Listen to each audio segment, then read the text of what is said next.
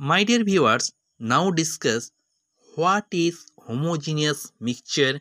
Give the example. Okay, a homogeneous mixture, also known as a solution, is a mixture where the components are uniformly completely and distributed from each other, resulting in a uniform composition throughout the mixture.